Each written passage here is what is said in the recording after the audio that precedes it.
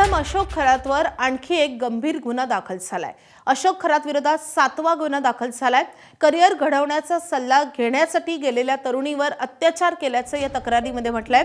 नराधम Ashok खरातचे video December पासूनच बाहेर आले होते अशी माहिती आता समोर येते। अज्ञात नंबरवरून बलात्कार पीडितेला व्हिडिओ कॉल आला होता अशी माहिती दाखल झालेल्या एफआयआर वरून समोर येते। व्हिडिओ AI द्वारे बनवला असावा अशी थाप अशोक खरातने मारली होती। या व्हिडिओ संदर्भात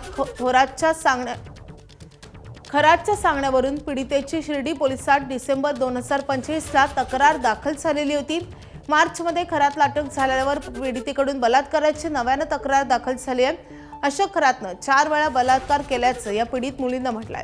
हा सगळा प्रकार घडला तेव्हा पीडित मुलगी कॉलेजमध्ये शिकत होती।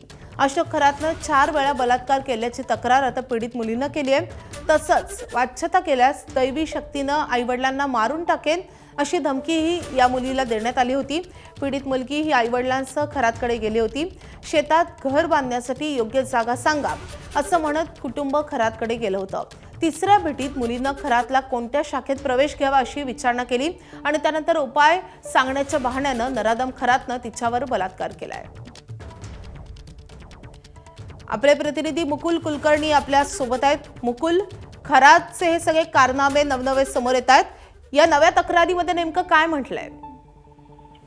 काल रात्रीच्या सुमारास हा आणखी एक गुन्हा दाखल झालेला आहे आणि यामध्ये ज्या फिर्यादीने आपलं वर्णन केलेलं आहे त्याच्यामध्ये सांगितलेलं आहे की 2021 मध्ये ती कुटुंबासोबत म्हणजे आई वडिलांसोबत त्यांच्या शेतामध्ये घर कुठे बांधायचं, कुठल्या जागेत बांधायचं, कधी बांधायचं हा मुहूर्त विचारण्यासाठी ते गेलेले होते। त्यावेळेस खरातने सांगितलं की 2 वर्ष तुम्ही घर बांधू नका, ती जागा बाधित आहे, त्याच्यावर मी काहीतरी तोडगा काढतो असं सांगून त्यांना तो वारंवार तिच्या कार्यालयामध्ये बोलवत होता। ही ओळख निर्माण झाल्यानंतर चर्चेच्या दरम्यान त्या मुलीने मी कुठल्या फील्डमध्ये ऍडमिशन घ्यावं, शिक्षण घ्यावं जेणेकरून मला चांगली नोकरी लागेल आणि करिअर माझं चांगलं होईल असं ज्यावेळेस त्याने प्रश्न विचारला त्यावेळेस या नराधमाने तिच्या आई आणि वडिलांना केबिनच्या बाहेर जायला सांगितलं आणि जे आजवर इतर महिलांच्या बाबत तो करत आलेला होता ते तांब्याच्या ग्लासमधलं तिला पाणी पाजलं, त्यानंतर तिला गुंगी यायला लागली आणि त्याने त्यानंतर तिच्यावर अत्याचार केल्याचं हे स्पष्ट होत आहे।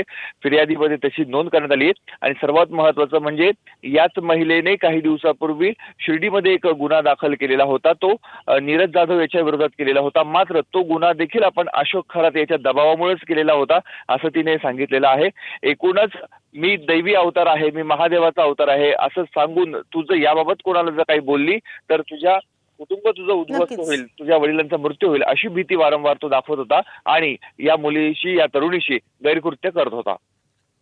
धन्यवाद मुकुल या माहितीसाठी। एबीपी माझा, उघडा डोळे बघा नीट।